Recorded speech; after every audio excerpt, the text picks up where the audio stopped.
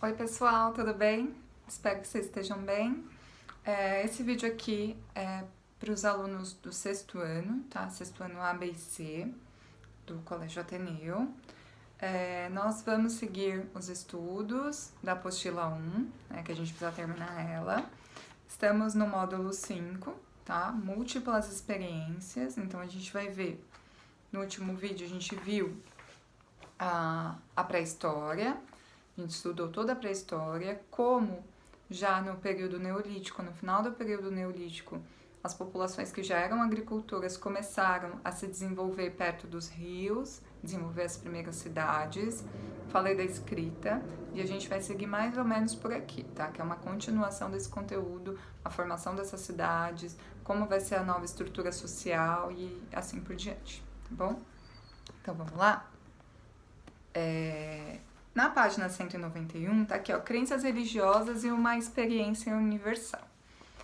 Desde que existem seres humanos, desde que existem as experiências de grupos humanos, existem mitologias, religiões, seitas, ou seja, todas as sociedades que já viveram criaram de alguma forma alguma coisa para acreditar. E isso basicamente aconteceu no mundo inteiro. As primeiras sociedades, as primeiras experiências religiosas é o que a gente chama de politeísmo, né? O que é o politeísmo? É a crença em vários deuses, normalmente deuses que representam a natureza, as forças da natureza. O deus das águas, o deus da chuva, o deus da fertilidade das terras, o deus do céu.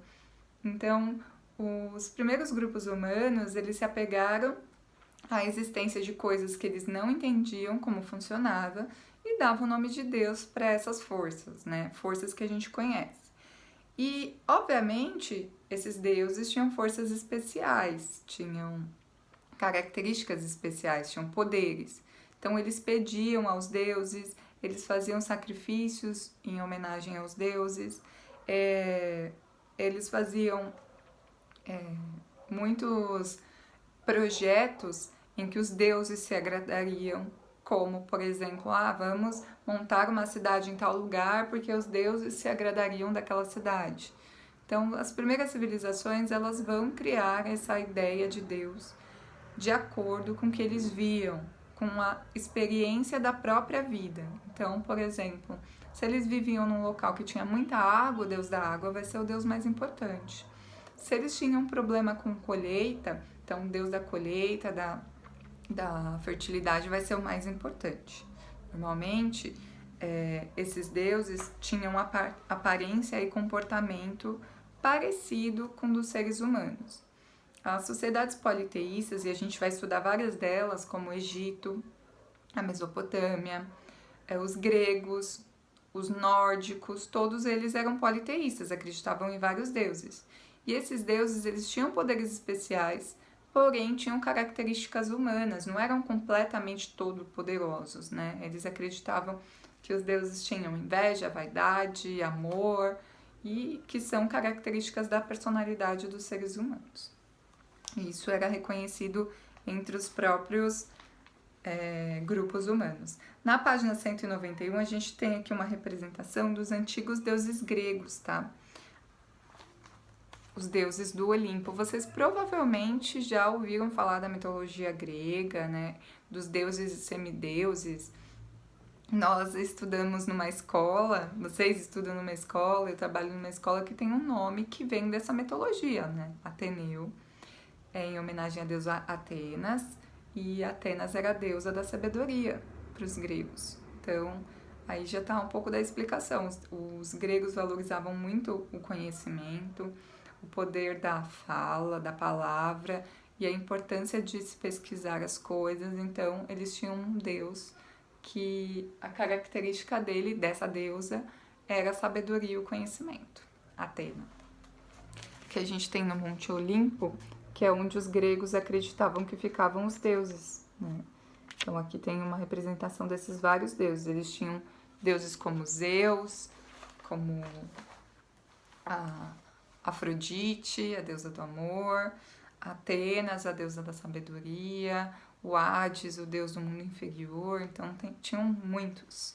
Vocês conhecem porque tem muito filme, desenho que retrata essa mitologia.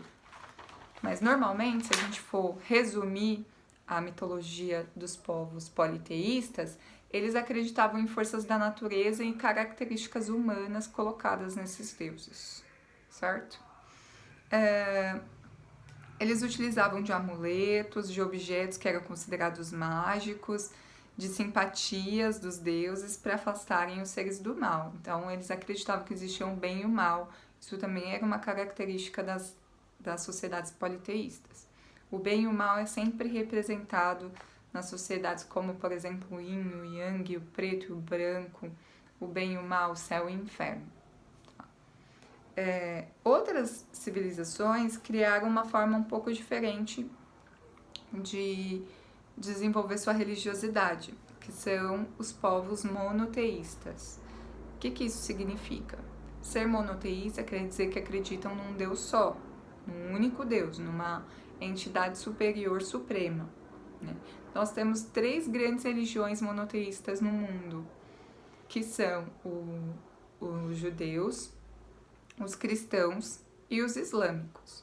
Então, os judeus, eles acreditam num Deus superior e acreditam que o profeta deles foi Moisés. Os cristãos acreditam também num Deus superior, que o profeta enviado para falar a palavra de Deus foi Cristo. E os islâmicos, que também acreditam num Deus superior, e eles acreditam que o profeta, o enviado de Deus, de Alá, foi o Maomé. Então, nós temos essas 3 religiões. Vocês já estudaram provavelmente a história do povo que dá origem a essas 3 religiões, que são os hebreus, né? Eles vão nascer, porque a primeira religião é o judaísmo monoteísta. Eles vão acreditar num Deus único, eles eram hebreus, eles vinham do reino de Judá, né? Seus seguidores eram chamados de judeus, então todo mundo que veio da tribo de Judá eram judeus, e eles acreditavam nesse único Deus. Então era uma coisa nova. Os relatos da história dos hebreus e da sua relação com Javé, que é o Deus bíblico, na parte chamada de Velho Testamento, é a base da religião deles. Então, os judeus, eles acreditam na mesma Bíblia que os cristãos, só que eles acreditam só no Velho Testamento e não no Novo, e os cristãos acreditam já no Novo Testamento, tá? Os judeus, eles acreditam que Moisés, que já está no Velho Testamento, que foi o enviado de Deus para cá, que o próximo, que seria o próximo enviado de Deus, ainda não veio, que para os cristãos é o Jesus, certo? Dessa religião, é dos judeus que nasceu os cristãos, porque o cristianismo é meio que uma continuação, uma sequência. O cristianismo é uma sequência do judaísmo. É como se Deus tivesse enviado já o próximo profeta, que é Cristo. Para os judeus isso não aconteceu. Tudo bem? Qualquer dúvida a gente tira também na sala de aula online, que a gente vai fazer os encontros online. Então, na página 193 tem os locais importantes para essas religiões, né? Então, Jerusalém é um local bem importante para as 3 religiões, vocês sabem disso, né? Jerusalém é considerado sagrado. Nós temos 3 imagens aqui, ó. Essa primeira é o Muro das Lamentações, onde os judeus fazem orações, tá? Que fica lá em Jerusalém. O Muro das Lamentações, os judeus acreditam que é o local, o antigo Templo de Salomão, e que ali foi deixado a Arca da Aliança com a Tábua dos 10 Mandamentos, que é a tábua que Moisés fez, né? A tábua que o Moisés utilizava para passar a palavra de Deus. Então, para os judeus é um local sagrado. Também ali, na imagem do lado, a gente tem um culto luterano acontecendo na igreja, aqui já é na igreja de Wittenberg, lá na Alemanha, tá? Aqui é uma religião protestante, é uma vertente do cristianismo, vocês sabem. Existem os católicos e os evangélicos. Então, aqui é uma igreja evangélica. Na verdade, foi a primeira igreja que passou a ser criada, construída e questionou a Igreja Católica. Foi um momento em que a Igreja Católica é dividida em duas vertentes. O cristianismo vira o cristianismo católico e o cristianismo protestante. Eu vou explicar mais sobre isso para vocês, mas só o ano que vem. Então não vou dar spoiler, tá bom? E aqui do lado é a Mesquita de Meca, tá? Que fica na Arábia Saudita. É uma imagem de 2018. A mesquita é sagrada para os islâmicos. Eles acreditam que Deus, Allah, enviou uma pedra sagrada, que é a Pedra Negra, para essa região. E em volta da Pedra Negra eles construíram a Kaaba, que é uma proteção da Pedra Negra, e essa mesquita, que é para proteger e para rezar para Allah. Proteger a Pedra Negra enviada por Allah e rezar para ele. Então, é um local sagrado para os islâmicos. Essas três religiões, essas três vertentes são as mais importantes do monoteísmo. Isso não quer dizer que não existam sociedades que são politeístas. Sim, existem. Várias sociedades do norte europeu ainda são politeístas. Os indígenas, muitos são politeístas. Os indígenas são, de fato, politeístas, acreditam em vários deuses, também de acordo com as forças da natureza, né? Deus da chuva, do sol, das águas, dos rios.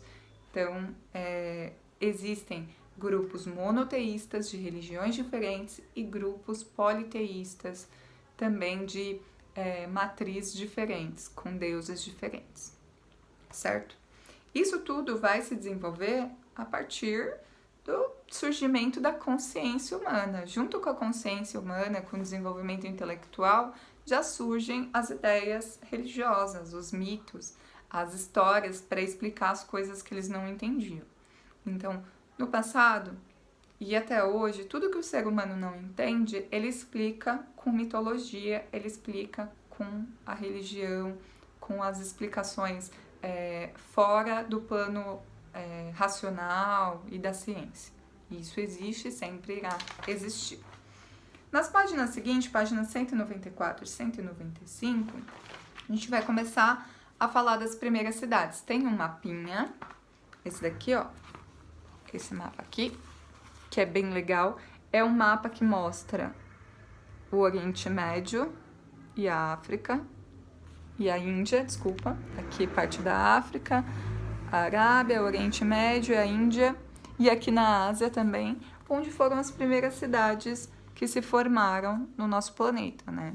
Lembrando que a América vai ser o último continente a ser povoado, então para se formar as primeiras cidades vai demorar bastante. A gente vai falar mais desses continentes aqui, a gente vai falar da Ásia, a gente vai falar da África, da Europa, do Oriente, tá bom? Os grupos, como vocês perceberam, começaram a se tornar sedentários e com isso eles se fixaram em regiões que tinham rios, porque a vida precisa de água, né? Tem até uma frase famosa que diz assim: Egito, dádiva do Nilo. O que essa frase quer dizer? Que o Egito só existiu, né? Toda a civilização egípcia só existiu por conta do rio Nilo. Então, as primeiras cidades vão se formar próximo de grandes rios. Então, nós temos na Mesopotâmia, como eu tinha falado para vocês aqui, ó. Então, acompanhem aí com o mapinha. Na Mesopotâmia, a primeira cidade de Uruk, não sei se vocês conseguem visualizar, está perto do rio Tigre e Eufrates. A gente também tem na Anatólia a cidade de Çatalhöyük, não sei se vocês conseguem ver, ó, bem aqui, ó. Çatalhöyük, Uruk na Mesopotâmia. A gente tem aqui perto da Índia Mundgak, Harappa, também cidades importantes. E ó, se vocês olharem, ó, Rio Indo, Rio Indo, tá? O Indo é o nome do rio. Rio Tigre e Eufrates. Na África, o Rio Nilo. A gente vai lá para a Ásia, tem o rio, eu não consigo falar o nome desse rio, hein? O Rio Amarelo e o Rio Azul, que é melhor. Então, todas as civilizações se formaram a partir dos rios. Então, se localizam ali por conta das plantações, da necessidade da água para beber, para os animais, para produzir alimentos e etc. Certo? Então, nessas regiões que surgiram as primeiras cidades. Na página seguinte está falando sobre isso. Como as pessoas vão começar a viver em sociedade, juntas, num local específico, vai começar a cada um produzir uma coisa, né? Vai sobrar alimentos, eles estão produzindo mais do que tinha gente para se alimentar, então eles vão começar a produzir locais para guardar e armazenar esses alimentos, eles vão começar a organizar a sociedade, né? Separar o trabalho, dividir o trabalho. Um grupo vai cuidar da plantação, outro grupo vai cuidar da colheita, o armazenamento, outro grupo vai cuidar de fato da alimentação, produção dos alimentos. Quando eu digo produção é o cozimento, etc. Outro grupo vai cuidar da caça, outro grupo vai cuidar do gado. Como eu falei para vocês, eles não vão deixar completamente a caça, não vão deixar completamente a colheita de frutos da natureza. Isso vai continuar acontecendo. Um grupo vai ficar responsável pela troca de alimentos, pelo escambo, é o nascimento do comércio. Outro grupo vai ficar responsável pela escrita, por anotar o que está sendo produzido, o que está sendo trocado, o pagamento de impostos. Então, com a civilização, começa a nascer a divisão do trabalho e a divisão da sociedade. Até esse momento, até o nascimento das cidades, as sociedades eram comunidades igualitárias. Todo mundo trabalhava, todo mundo produzia, todo mundo fazia tudo e todo mundo consumia. Não tinha um líder supremo maior que vai cobrar dessas pessoas, não tinham classes sociais definidas. Só que com o nascimento das cidades, civilização quer dizer cidade, a palavra civilização, o conceito dela, a ideia é cidade. Quando a gente fala que alguém é civilizado e alguém não é civilizado, fica meio esquisito, porque parece que civilizado é uma pessoa que tem cultura, que é moderna, mas não é isso. Civilizado é quem mora na cidade. Às vezes quem mora na cidade não é melhor de quem... Às vezes não. Quem mora na cidade não é melhor do que quem mora no campo, quem vive uma vida da agricultura, certo? Então, essas pessoas vão começar a dividir o trabalho. Então, vai surgir aí a divisão do trabalho, vai surgir o comércio, porque vão ficar pessoas responsáveis pelo comércio. O artesanato vai aumentar muito, então vão ter artesãos específicos. Vão ter pessoas que vão trabalhar na construção de casas, templos para esses deuses. Vão construir diques. Vocês sabem o que é dique? Para trazer a água do rio até as plantações. Vai ter pessoas que vão produzir, vão trabalhar só na terra, certo? Vão ter bancas, feiras, vão começar a surgir as primeiras feiras nessas cidades. Então, o trabalho se especializou e as classes sociais também foram bem divididas. Na página 195, a gente tem uma ideia do que eram essas cidades. E esses diques, essas plantações aqui, ó. É bem legal essa imagem, né? Como eu falei para vocês, a terra e os diques, o rio passa aqui, eles vão cavando em volta das terras de plantação e para levar água onde era necessário. E as construções de pedra, os barcos, assim nasceram as primeiras cidades. A roda foi uma invenção nesse período também. A roda é a primeira invenção que a humanidade já criou que não era baseada na natureza. Porque o fogo, eles viam fogo sendo produzido, eles viam como a plantação acontecia, eles viam tudo. Mas a roda não tinha esse formato natural. Não é natural, não vem da natureza, diretamente da natureza a roda. Eles produziram a roda para poder ajudar a carregar as coisas nos transportes. E a partir desses transportes eles conseguem fazer as construções das casas, essas casas de pedra, como vocês estão vendo, e levar os produtos com mais facilidade para serem vendidos. Porque como vocês viram, não tinha só uma cidade. Vai começar... A primeira cidade tem 8.000 anos antes de Cristo, e a partir dela vão surgir outras. E essas outras cidades vão comercializar entre si. Precisava de um transporte, né, para levar de uma para outra e às vezes até de uma região para outra. Para isso vai ser necessário o quê? a roda. Né? A roda era bem importante. Outra técnica que vai se especializar a partir das cidades é a guerra, o combate. É a partir desse momento que vão surgir os guerreiros especializados. Sempre existiram guerreiros nos grupos humanos, né? Sempre tinha um que era mais forte, que defendia o grupo. Mas agora vai se formar os soldados, um exército. A partir das primeiras cidades, o exército vai ser criado. Por quê? Porque com o alimento sobrando e com novos agrupamentos humanos e com classes sociais surgindo, surge também a desigualdade.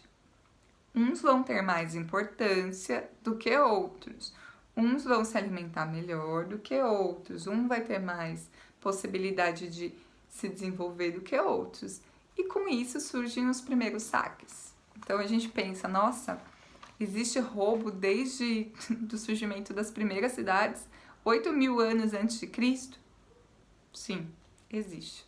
É uma das coisas mais antigas do mundo. Porque surgiu excedente, o trabalho passou a ser especializado, surgiu a desigualdade. E com a desigualdade vem o crime.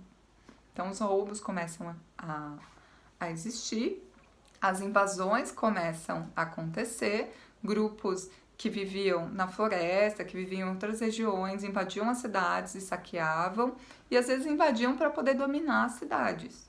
Então, para isso, foi necessário se criar o exército. Eu falei para vocês no último vídeo que as civilizações, elas criam tudo o que é necessário. Ninguém cria nada que não seja necessário, que não seja uma necessidade daquele grupo.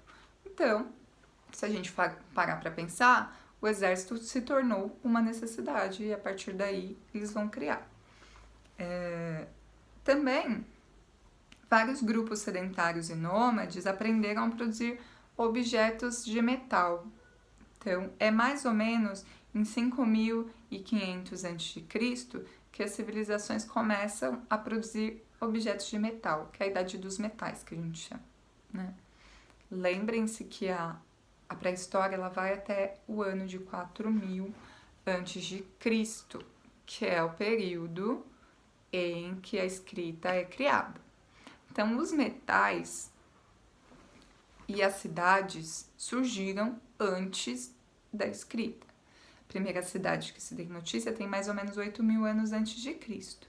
Então, tem 4.000 anos de diferença com a criação da escrita. Olhem isso. A primeira cidade daquela forma, bem rudimentar, bem simples, tá?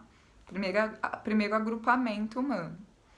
E 5.500 a.C. surgem os grupos que sabiam utilizar os metais, que a gente fala que dentro da Idade Média, dentro da pré-história, tem o período neolítico e dentro do período neolítico tem a idade dos metais. Já quase no final do neolítico, esses grupos começam a utilizar os metais. Para quê? Para fazer armas, né? Para fazer objetos com que se defendesse.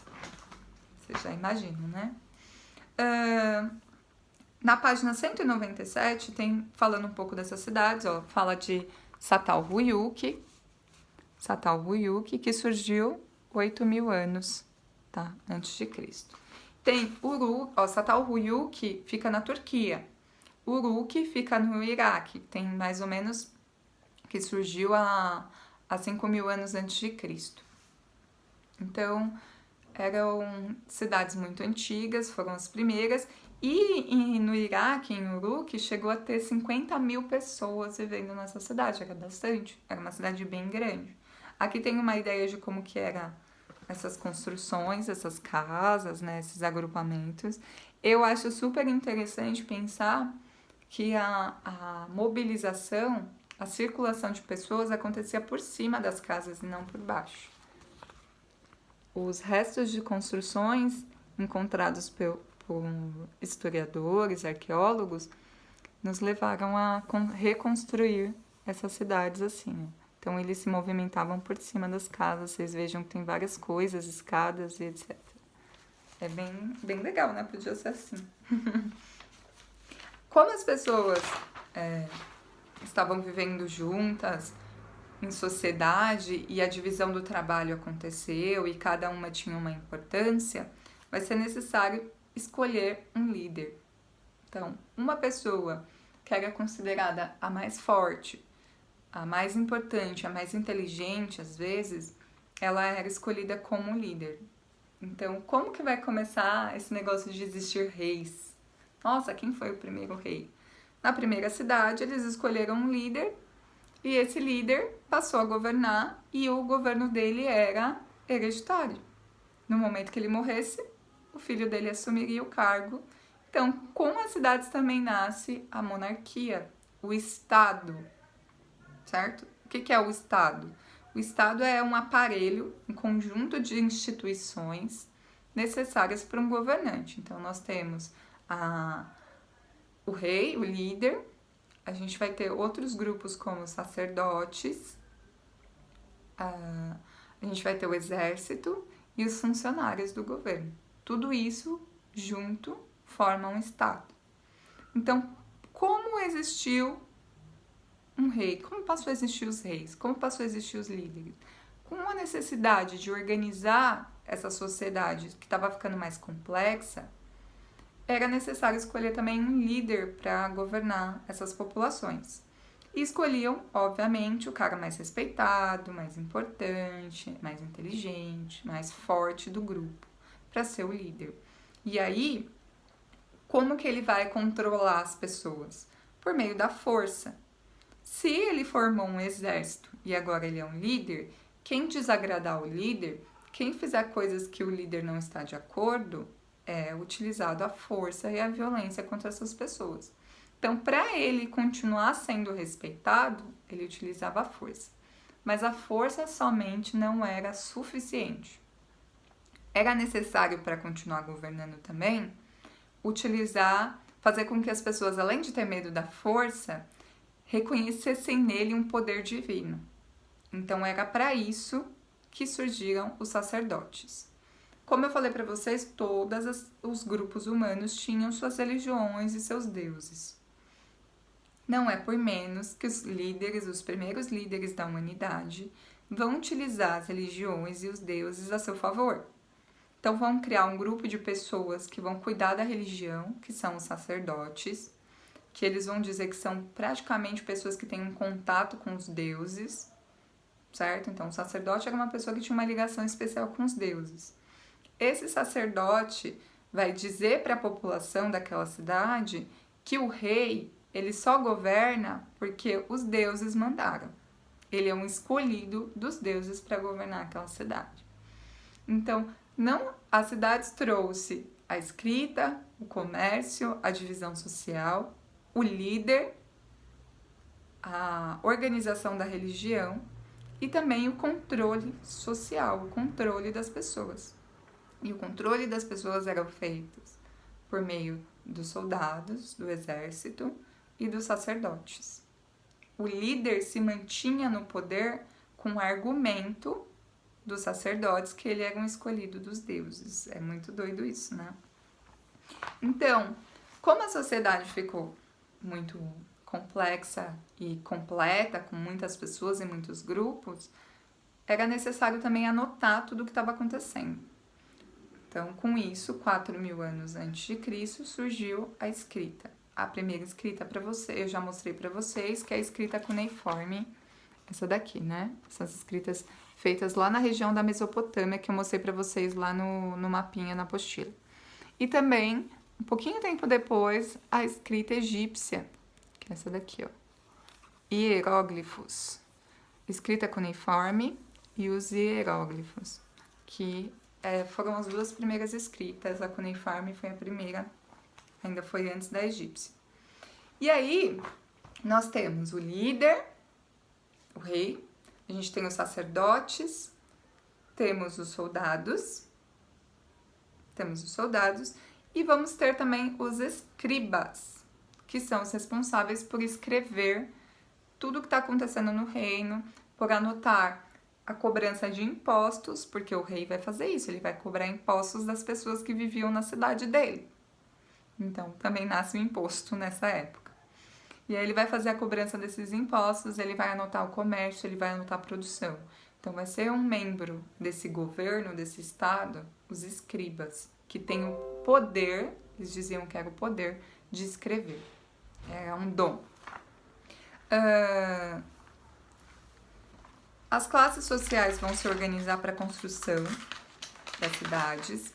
Eu vou explicar mais sobre isso no nosso encontro online, porque senão esse vídeo vai ficar muito longo, tá bom? Então a gente para por aqui. No finalzinho do módulo eu vou explicar para vocês só um pouquinho mais sobre as civilizações, mas eu expliquei tudo que era importante nesse módulo, nesse vídeo, tá bom? Espero que vocês tenham gostado, entendido. Lembrem-se, façam as atividades do módulo, tentem fazer e depois eu gravo um vídeo fazendo a correção com vocês, tá bom? Obrigada por me escutarem, beijinhos, fiquem bem.